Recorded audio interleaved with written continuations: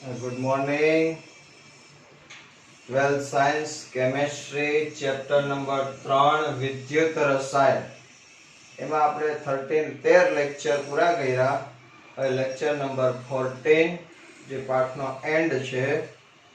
તો હવે આપણે વાત કરવાની છે બેટરી. બેટરી કોને કહેવાય? સેલ. તો ખરેખર બેટરી એ શું છે કે જુદી જુદી બેટરી એ વિદ્યુત પ્રવાહ મેળવવા માટેનું ઉપકરણ.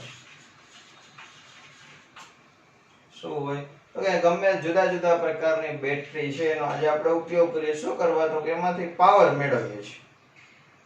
ઘડિયાળમાં નાખવાનો સેલ હોય, કાંડા ઘડિયાળનો સેલ હોય, કે વાહનોની બેટરી હોય, કે આજે બહુ વપરાતી મોબાઈલની બેટરી. આ બધી બેટરી છે એ શું કરવા વાપરીએ? તો કે વિદ્યુત પ્રવાહ એમાંથી મેળવીને એનો જુદા જુદા ક્ષેત્રમાં ઉપયોગ થાય. આ બધી જ બેટરી છે વિદ્યુત રાસાયણિક કોષ હોય છે. એવા વિદ્યુત રાસાયણિક કોષ એટલે કે આ બેટરીની અંદર રાસાયણિક પ્રક્રિયા થઈ વિદ્યુત પ્રવાહ ઉત્પન્ન થાય છે. દરેક બેટરીની અંદર શું થાય તો કે આપમેળે રાસાયણિક પ્રક્રિયા થાય અને એના પરિણામે વિદ્યુત પ્રવાહ ઉત્પન્ન થાય છે. તો હાલમાં વિવિધ બેટરી વપરાય છે, પણ બેટરી કેવી હોવી જોઈએ? તો મોટા ભાગે હલકી હોવી જોઈએ, શક્ય એટલી નાની હોવી જોઈએ, અને તેમાંથી અચળ પ્રવાહ મેળતો હોવો જોઈએ. એટલે કે એમાંથી જે વોલ્ટેજ મળે આપણને એક ધારા વોલ્ટેજ મળતા હોવા જોઈએ. તો આ પ્રકારે આપણે બેટરીનો ઉપયોગ કરીએ છીએ. હવે ખરેખર બેટરીના બે પ્રકાર છે. કોષના બે પ્રકાર. એક પ્રાથમિક કોષ. બેટરી એટલે કોષ. એક પ્રાથમિક કોષ અને બીજો દ્વિતીયક કોષ. Primary cell, secondary cell. કોને કહેવાય પ્રાઇમરી સેલ? તો કે use and throw A primary cell. Use and throw એટલે શું? તો કે જે કોષ એક વખત વપરાઈ ગયા બાદ તેને પુનર્જીવિત કરી શકાતો ન હોય તેને પ્રાથમિક કોષ. એટલે કે એકવાર સેલમાંથી પાવર મળતો બંધ થઈ ગયો એટલે એમ કે વપરાઈ ગયો અથવા મૃત બન્યો. હવે એને ચાર્જિંગમાં મૂકો તો એ ચાર્જિંગ થાય જ નહીં, એ ફેંકી જ દેવાનો રહે. તો એવા કોષને કેવો કહેવાય? પ્રાથમિક કોષ. આમાં કયા કયા આવે? તો કે એક સૂકો કોષ, જે આપણે હમણાં જ આગળ ભણશું. ઘડિયાળ, દિવાલ ઘડિયાળ હોય એમાં જે વાપરીએ સૂકો કોષ. બીજો કાંડા ઘડિયાળની અંદર નાનકડો જે સેલ આવે છે મર્ક્યુરી કોષ. આ કેવા છે? ચાલે લાંબો સમય સુધી, પણ એકવાર એમાંથી પાવર મળતો બંધ થઈ ગયો એટલે એને ચાર્જ ન થાય, ફેંકી જ દેવાનો રહે. તો જે ફેંકી દેવાય, યુઝ એન્ડ થ્રો આપણી ભાષામાં કહીએ, એવા કોષને કહેવાય પ્રાથમિક કોષ. તો દ્વિતીયક કોષ એટલે શું? ટૂંકમાં કહી દઉં કે જેનું ચાર્જિંગ કરી શકાય. એટલે કે એક વખત જે કોષ મૃત બને અથવા વપરાઈ જાય કે જેને પુનર્જીવિત કરી શકાય, એટલે કે ચાર્જિંગ કરી શકાય, એવા કોષને કેવો કહેવાય? દ્વિતીયક કોષ. તો એવા કોષ છે લેડ સંગ્રાહક કોષ.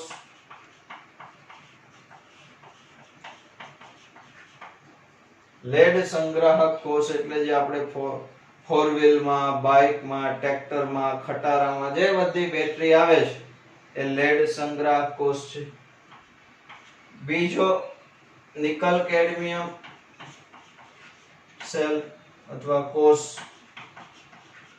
નિકલ કેડમિયમ કોષ એટલે આપણે રૂટીનમાં નથી વાપરતા, પણ પેલા કેમેરા વાળા હોય, પ્રોફેશનલ કેમેરા વાળા, એ લોકોના કેમેરાની અંદર આ સેલ વાપરે છે. મોંઘો આવે પણ લાંબો સમય ચાલે ખરો, પણ આપણને ન પોસાય.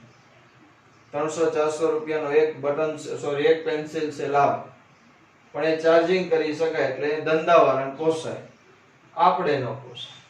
તો આમ બે પ્રકારના સેલ છે, પ્રાથમિક કોષ અને દ્વિતીય કોષ. આ ચારે સેલ કોષ વિશે આપણે વારાફરતી ભણવાનું છે. તો આ બધા કેવા છે યાદ રાખો. રાસાયણિક પ્રક્રિયા થાય બીજું એટલે કે ડેનિયલના કોષ જેવા ગેલ્વેનિક કોષ.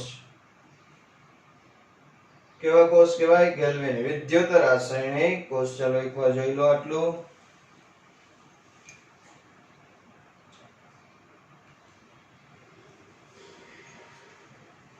ચાલો તો પહેલા પ્રાથમિક કોષની અંદર સૂકો કોષ, સૂકા કોષની રચના અને કાર્ય પદ્ધતિ સમજાવો.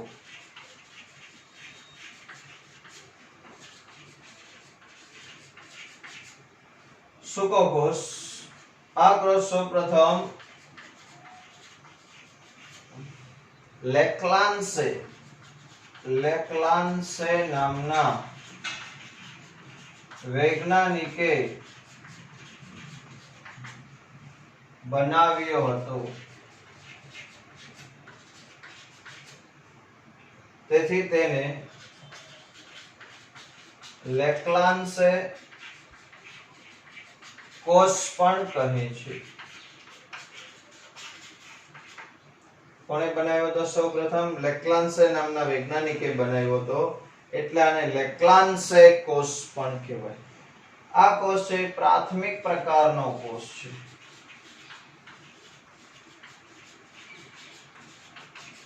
કેવો છે?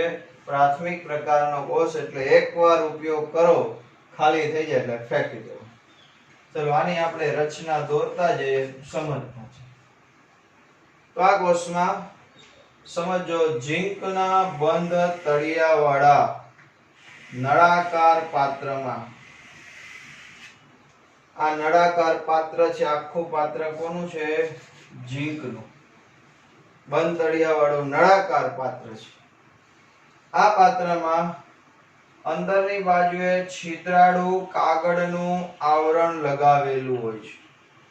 આ આવરણ છે કાગળનું, છિદ્રાળુ કાગળનું આવરણ છે. ફરી એકવાર, ઝીંકના બંધ તળિયાવાળા નળાકાર પાત્રમાં અંદરની બાજુએ છિદ્રાળુ કાગળનું આવરણ લગાવેલું છે. હવે સમજો મહત્વ કે પાત્રના મધ્ય ભાગમાં વચ્ચોવચ આ ગ્રેફાઇટનો સળિયો,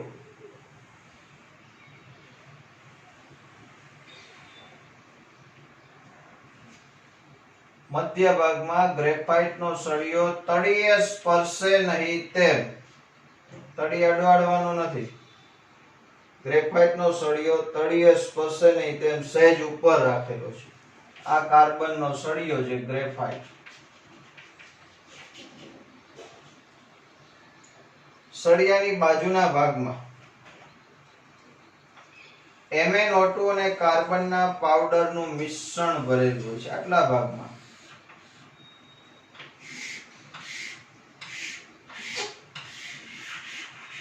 ટેક્સ્ટ બુકમાં આ પ્રકારની આકૃતિ નથી, આપણે સમજવા માટે દોરીએ છીએ. MnO2 મેંગેનીઝ ડાયોક્સાઇડ અને કાર્બનનો પાવડર, આ બેનું શું કરેલું છે? મિશ્રણ. અને બાકીના ભાગમાં, હવે જેટલો ભાગ વધ્યો આયા, આ ભાગમાં MnO2 અને કાર્બનના પાવડર ભર્યા પછી જે બાકીનો ભાગ વધે છે, એ બાકીના ભાગમાં એમોનિયમ ક્લોરાઇડ અને ઝિંક ક્લોરાઇડના મિશ્રણની લુગદી હોય. એમોનિયમ ક્લોરાઇડ NH4Cl અને zinc chloride ZnCl2. Ammonium chloride અને ઝિંક ક્લોરાઇડ એના મિશ્રણની લુગદી ભરેલી હોય છે. લુગદી એટલે પેસ્ટ કરી ભરી દીધી. હવે આ સળિયો સહેજ બહાર રહે એ મીણનું સીલ કરેલું છે, ઉપરના ભાગે મીણનું સીલ કરી દેવાનું, સળિયો સહેજ બહાર રહેવો જોઈએ.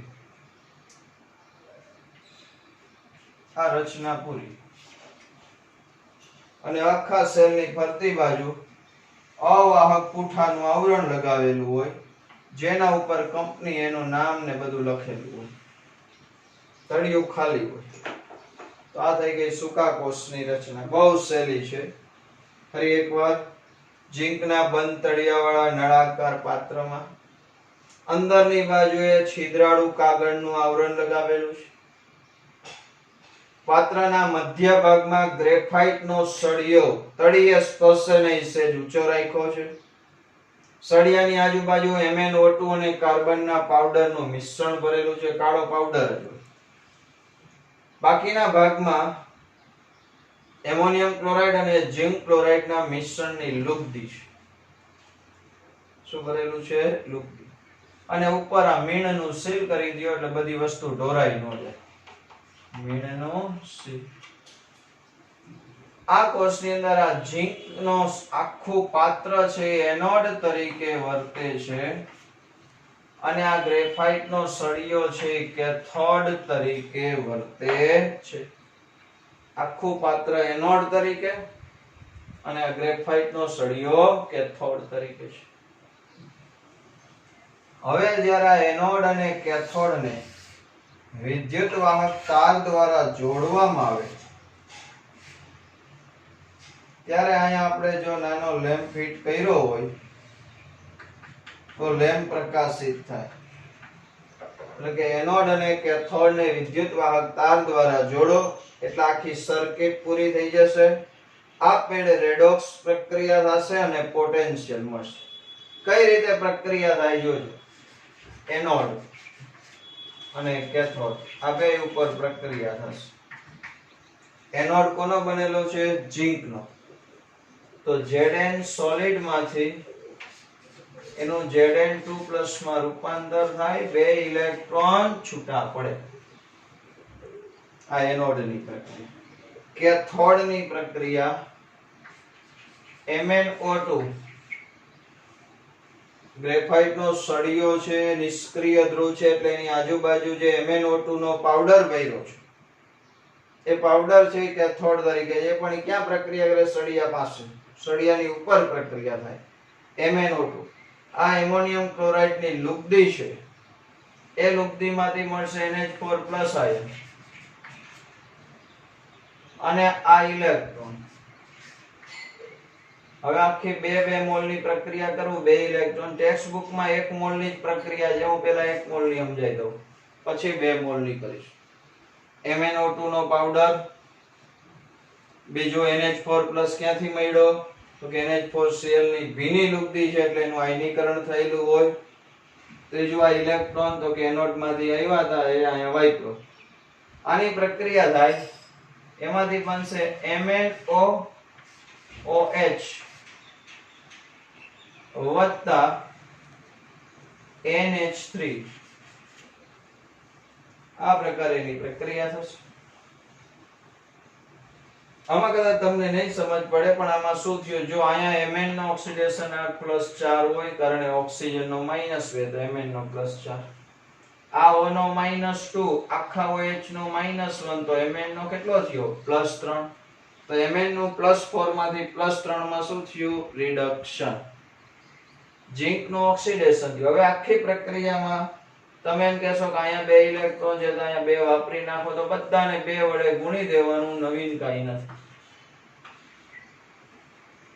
પણ આ સિવાય બીજી રીતે આ પ્રક્રિયા લખી શકાય. સમજો, આમ પણ લખી શકાય MnO2 ના 2 મોલ વત્તા 2 મોલ NH4+ વત્તા 2 ઇલેક્ટ્રોન. આ કેથોડની જ પ્રક્રિયા પાછી લખું છું.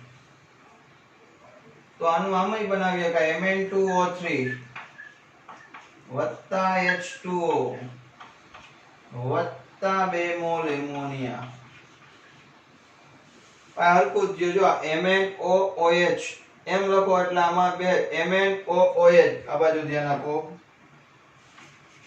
MnO OH આવું લખ્યું આના 2 મોલ તો ખરેખર એમાંથી બની જાય Mn2O3 2 Mn 2 into H2O આ બે વસ્તુ હરખી થાય તો અહીં થયું જો Mn2O3 into H2O આમાં તમને ચોખ્ખું દેખાશે Mn નો ઓક્સિડેશન આ કેટલો થાય +3 તો આ મુજબ આ લખો આ લખી શકાય અથવા લખી શકાય આ બે હરખી જ છે પ્રક્રિયા આ ટેક્સ્ટ બુક માં આ રીતે નથી આપી આ રીતે આપી છે પણ આપણે બે રીતે યાદ રાખશું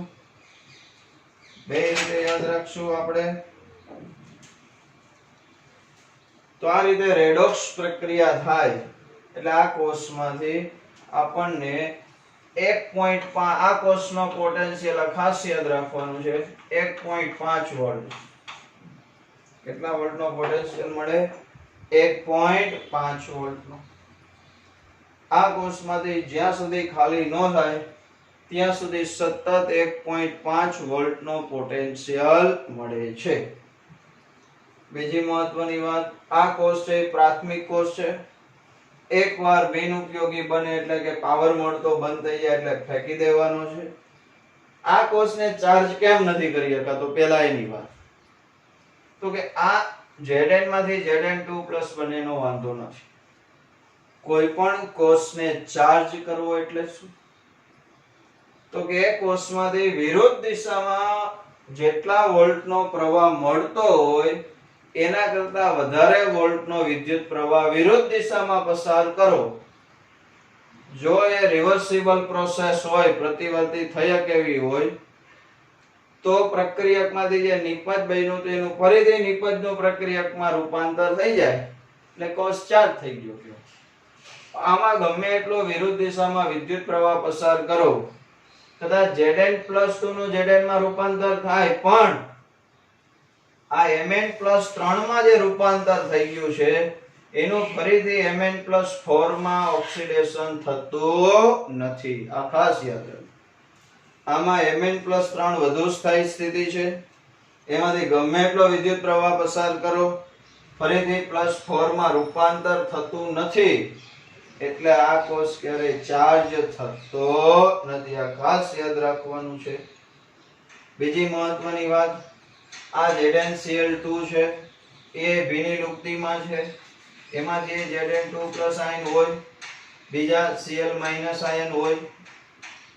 બીજી મહત્વની વાત આ Zn2+ આયન પહેલેથી અંદર હાજર છે જ એટલે અહીંયા Zn2+ છે ધીમે ધીમે બને જો ઈ ન વધતો તો ફટાફટ બને તો કોષ ઝડપથી ખાલી થઈ જાય એટલે ધીમે ધીમે અને થોડા લાંબા સમય સુધી કોષ ચાલે એટલા માટે જે નિપજ બનવાની છે એવું જ પહેલેથી અંદર લાગ્યું છે એટલે લસટરીના સિદ્ધાંત મુજબ ધીમે ધીમે નિપજ મળે બીજું આ જે એમોનિયા ઉત્પન્ન થાય છે એ આ Zn2+ સાથે જોડાઈ સંકીર્ણ બનાવે ZnNH3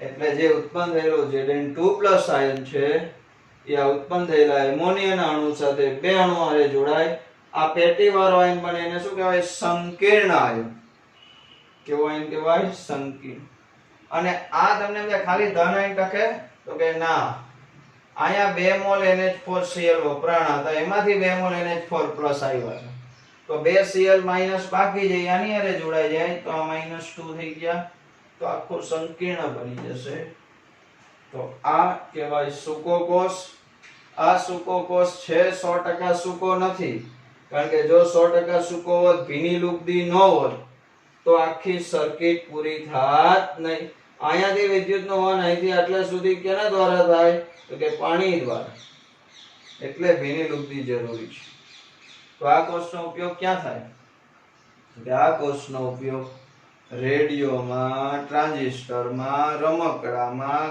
દિવાલ ઘડિયાળમાં નાના ઇલેક્ટ્રિક ઇલેક્ટ્રોનિક સાધનોમાં એ બધામાં સૂકા કોષનો ઉપયોગ થાય આપણે વધારે મહત્વનું શું રચના અને આ રેડોક્સ પ્રક્રિયા પોટેન્શિયલ કેટલો 1.5 વોલ્ટ હવે જો આપણે આમાંથી 3 વોલ્ટ લેવા હોય આપણે 3 વોલ્ટની જરૂર હોય તો એક કોષમાંથી તો 1.5 વોલ્ટ મળે એવા બે કોષને શ્રેણીમાં જોડી દો એટલે એક પાછળ બીજો ફિટ કરી દો તો કેટલા વોલ્ટ મળે? 1.5 ગુણ્યા 2 3 વોલ્ટ. એવા 3 જોડી દો તો 4.5 વોલ્ટ. એવા 4 જોડી દો તો 6 વોલ્ટ. જેટલા વોલ્ટ જોઈએ એ મુજબ આવા સેલ ફિટ કરવા પડે. સમજાય છે આટલું? રેડોક્સ પ્રક્રિયા બરોબર સમજજો. ચલો એકવાર જોઈ લો.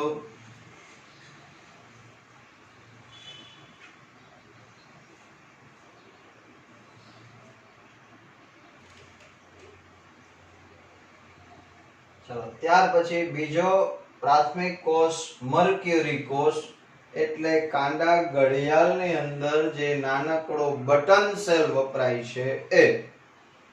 તો આમાં ખાસ આની રચના બહુ નાનકડામાં આપણે કઈ સમજવાની નથી.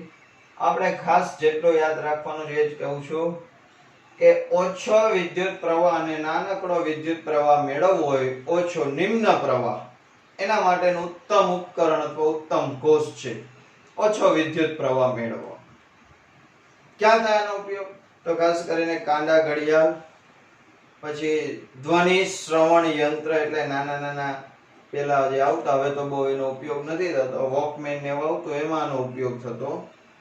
અને નાના ઇલેક્ટ્રોનિક સાધન કેલ્ક્યુલેટર છે એવા નાના ઉપકરણો હોય એમાં આનો ઉપયોગ થાય. રમકડામાં થાય, પેલી લેઝર લાઇટ આવે બાળકો રમતા હોય એમાંય બટન સેલ ફરે. તો એ બધામાં આનો. આમાં ખાસ યાદ રાખવાનું શું? તો કે આમાં એનોડ તરીકે ઝિંક મર્ક્યુરી સરસ છે. એટલે કે ઝિંક ધાતુ સાથે મર્ક્યુરી મિશ્ર કરેલું હોય.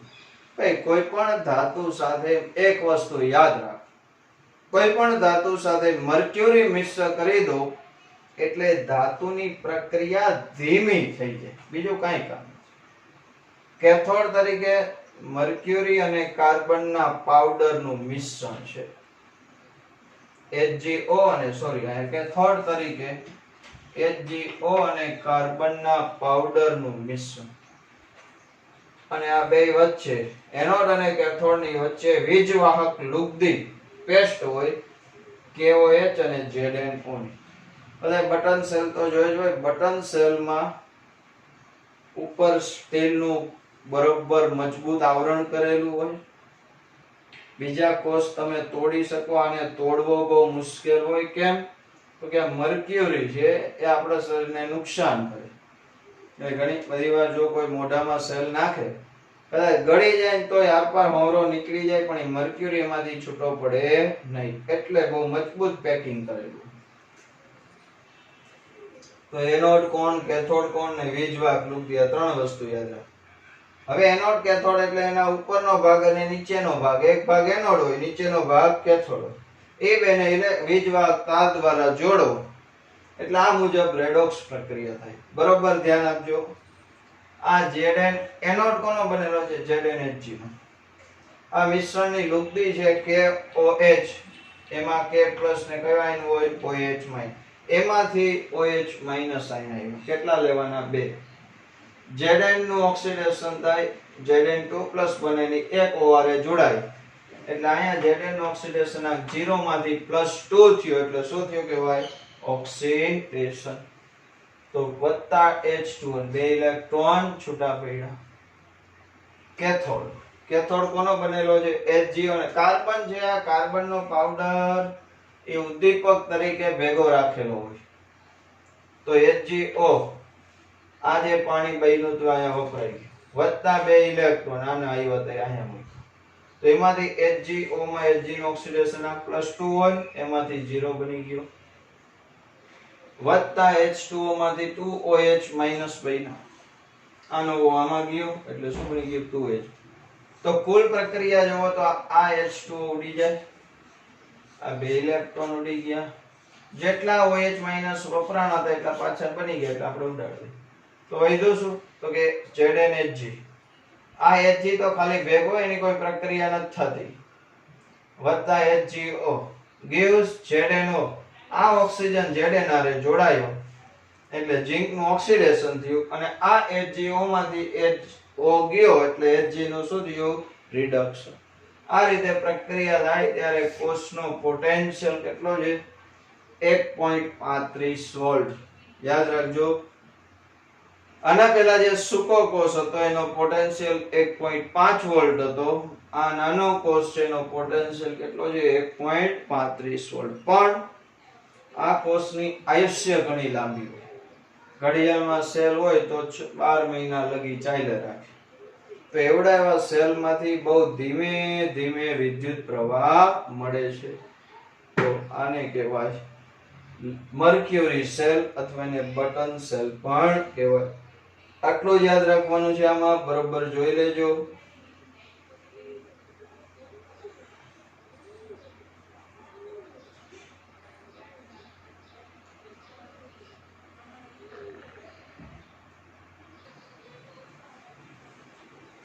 ચલો ત્યાર પછી હવે વાત કરવાની છે લેડ સંગ્રહ કોષ, જેને સ્ટોરેજ બેટરી કહેવાય. શું કહેવાય? Storage battery.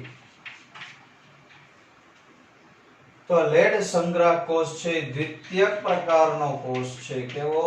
દ્વિતીયક કોષ છે. એટલે કે એકવાર એમાંથી પાવર મળતો બંધ થઈ જાય તો એને વિરુદ્ધ દિશામાં વિદ્યુત પ્રવાહ પસાર કરી ફરીથી ચાર્જ કરીને ફરીથી એનો ઉપયોગ કરી શકાય. એટલે એને કહેવાય દ્વિતીયક કોષ. તો પહેલા આપણે આની રચના જોઈએ. બહુ સહેલી છે આની રચના. એક પાત્રમાં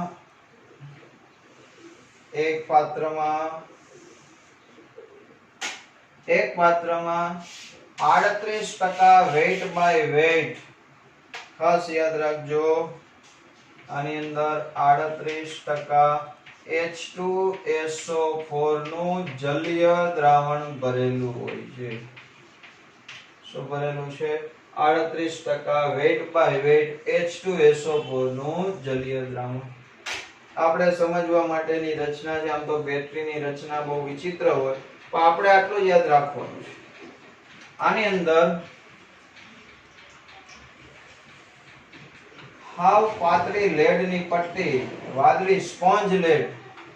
આ લેડની પટ્ટી એનોડ તરીકે, એક પટ્ટી છે એનોડ તરીકે રાખેલી હોય અને બીજી લેડની જ પટ્ટી હોય અથવા એને લીડાઈ કહેવાય. પણ એ લેડની પટ્ટી ઉપર લેડ ઓક્સાઇડ નું પડ ચડાવેલું હોય. તો આમ તો લીડ અથવા પટ્ટી જ થાય, પણ એના ઉપર કોનું હોય? તો કે લેડ ઓક્સાઇડ નું પડ ચડાવેલું હોય છે. લેડ ઓક્સાઇડ એટલે PbO2. તો આ PbO2 નું પડ ચડાવેલું છે. જે પ્રક્રિયા કરવાનું છે, કોના ઉપર પડ ચડાવ્યું છે? તો કે Pb ઉપર છે. તો PbO2 નું પડ ચડાવેલ લેડની પટ્ટી જે કેથોડ તરીકે રાખવામાં આવે છે. બસ આવું જોઈએ. આવા ઘણા એનોડ કેથોડ હોય, પણ આપણે અત્યારે એકમાં જ સમજીએ. ફરી યાદ રાખો. દ્રાવણ કોનું હોય? 38% weight by weight sulphuric acid. એટલે કે 38 ગ્રામ સલ્ફ્યુરિક એસિડ, બાકીનો 62 ગ્રામ પાણી, એવું મિશ્રણ આમાં ભરેલું છે. લેડની પટ્ટી એનોડ તરીકે, લેડ ઓક્સાઇડની પટ્ટી કેથોડ તરીકે. ઉપર સીલ કરવાનું ને એ બધું જેમ હોય એમ, એ મહત્વનું નથી. હવે આ એનોડ અને કેથોડ ને તમે વિદ્યુત વાહક તાર દ્વારા જોડો એટલે રેડોક્સ પ્રક્રિયા થાય. શું થાય? રેડોક્સ પ્રક્રિયા. રેડોક્સ પ્રક્રિયા થાય. અહીંયા 2 વોલ્ટ નો પ્રવાહ મળે. કેટલા વોલ્ટ નો? 2. એટલે કે આ કોષનો પોટેન્શિયલ 2 વોલ્ટ છે. પણ જેવા એનોડ કેથોડ ને જોડો એટલે નીચે મુજબની રાસાયણિક આની પ્રક્રિયા બરોબર સમજો. એનોડની અને કેથોડની પ્રક્રિયા કેમ યાદ રાખવાનું એ સમજાવી દઈશ. એનોડ બન્યો છે કોનો? Pb નો. તો Pb વત્તા એનોડ કેથોડ ની આખી પ્રક્રિયા દરમિયાન આપણે 2 મોલ H2SO4 વાપરવાના છે. કેટલા મોલ? 2. આ ખાસ સમજ. આ આપણે ટૂંકમાં સમજવાનું. 2 મોલ H2SO4 એટલે માંથી 4 મોલ H+ બને અને 2 મોલ શું બને? SO4 2-. તો આમાંથી એક SO4 2- અહીંયા આપવાનું. ક્યાંથી આવ્યો? દ્રાવણમાં તો હોય જ H+ ને SO4 2-. આમાંથી પ્રક્રિયા થાય બની જાય PbSO4 વત્તા 2 ઇલેક્ટ્રોન. એનોડ ઉપર ઓક્સિડેશન. કોનો થયું ઓક્સિડેશન? એક બરોબર સમજો. આ Pb નો ઓક્સિડેશન આ 0 છે. આયા PbSO4 માં Pb નો ઓક્સિડેશન આ +2 છે. SO4 તો એમના એમ જ આની હારે જોડાઈ ગયા છે. આ PbSO4 સોલિડ બન્યું. 2 ઇલેક્ટ્રોન છૂટ. આ PbSO4 ક્યાં જમા થશે? સોલિડ બની. તો કે ભાઈ PbSO4 છૂટું ક્યાં પડ્યું? એનોડ ઉપર. એનોડ ઉપર છૂટું પડ્યું, એનોડ ઉપર જ ચોંટી જશે. ક્યાં ચોંટી જશે? એનોડ. હવે કેથોડ ની પ્રક્રિયા. કેથોડ કોનો બનેલો છે? PbO2 નો. તો લખવાનું PbO2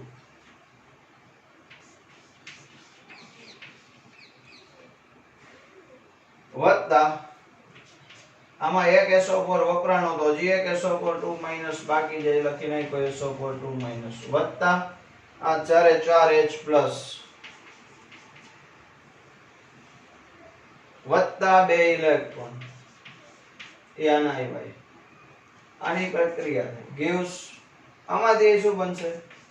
PbSO4 વત્તા 2H2O. આ બરોબર સમજો. આ PbO2 માં Pb નો ઓક્સિડેશન આ +4 છે.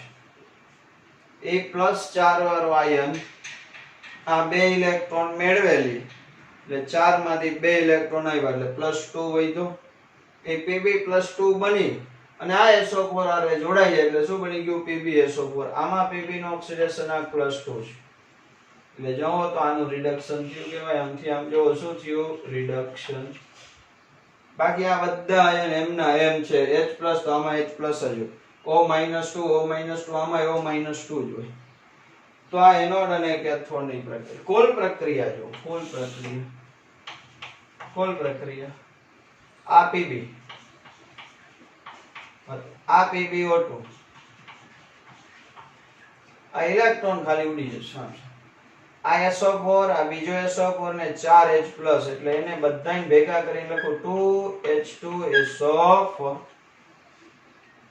gives. હા આ વાત રહી ગઈ. આ PbSO4 કેથોડ ઉપર બન્યો. એનોડ ઉપર બન્યો તો એનોડ ઉપર જમા થયો. કેથોડ ઉપર બન્યો તો કેથોડ ઉપર ચોંટી જશે. તો PbSO4 જ્યાં બને અહીંયા એ ધ્રુવ પર ચોંટી જાય છે. આ સોલિડ બને છે. તો આ એક PbSO4 આ બીજો PbSO4 એટલે શું થયું? 2PbSO વત્તા 2H2O. આ થઈ ગઈ કુલ પ્રક્રિયા. આ રીતે પ્રક્રિયા થયા રાખશે અને આ કોષમાંથી એક એનોડ અને એક કેથોડ નો સેટ હોય તો 2 વોલ્ટ નો પ્રવાહ મળે. કેટલા વોલ્ટ નો? 2 વોલ્ટ. જો આપણે 4 વોલ્ટ જોઈએ તો આવા 2 સેલ નથી મૂકવાના. એક જ પાત્રમાં 2 એનોડ અને 2 કેથોડ મૂકી દો. એક એનોડ કેથોડ નો સેટ હોય તો 2 વોલ્ટ.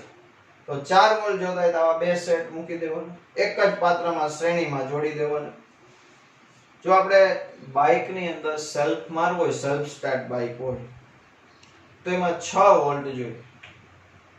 તો આવા કેટલા એનોડ કેથોડ મૂકવા પડે? 3 સેટ મૂકી દો એટલે 6 વોલ્ટ મળે. ગાડી હોય 4 વ્હીલ એની અંદર 12 વોલ્ટ હોય તો સેલ્ફ લાગે. તો એક જ પાત્રમાં 6 એનોડ અને 6 કેથોડ શ્રેણીમાં જોડેલા હોય. કેટલા વોલ્ટ મળી જાય? 12 વોલ્ટ. જેટલા વોલ્ટ જોઈએ એટલા હોય. એક જ પાત્ર એક જ દ્રાવણ ખાલી ધ્રુવો બટ જાજા મૂકવા પડે. આ રીતે 2 વોલ્ટ નો વિદ્યુત પ્રવાહ મળે. પણ શું થાય જો Pb ઉપર PbO2 PbSO4 જમા થવા માંડે. કેથોડ બાજુ PbSO4 બનવા માંડે. પણ સમજો આ દ્રાવણમાં થયું શું? તો કે H2SO4 નું દ્રાવણ હતું. આ દ્રાવણ છે આપણી ટોપલી નથી આપ્યું પણ સમજો આ દ્રાવણની શરૂઆતની સાંદ્રતા 1.25 થી 1.30 ગ્રામ પર ml હોય. શરૂઆતમાં આટલી એટલે દ્રાવણ ભારે હોય. કેમ તો કે H2SO4 એકલું પ્યોર H2SO4 ની ઘનતા આ શરૂઆતની ઘનતા હતી. પ્યોર H2SO4 ની ઘનતા 1.98 ની આજુબાજુ એટલે 2 ની નજીક હોય, પણ એ 38% જેને પાણીની ઘનતા 1 હોય, 62% એ બે મિશ્ર કરો એટલે એવરેજ ઘનતા 1.25 થી કેટલી હોય? 1.30. હવે આ મિશ્રણમાં છે શું? તો કે H2SO4 છે ને બીજું પાણી છે. આમાં H2SO4 ભારે છે, પાણી હલકું છે, પણ એ બે મિશ્ર થઈને ઘનતા આટલી થાય. પણ જો પ્રક્રિયા થાય એટલે 2 મોલ H2SO4 વપરાણા, આ તો સોલિડ બની ચોટી ગયા છે, અને 2 મોલ H2SO4 માંથી 2 મોલ પાણી બન્યું. ટૂંકમાં આમાં H2SO4 ઘટ્યું અને પાણી વધ્યું.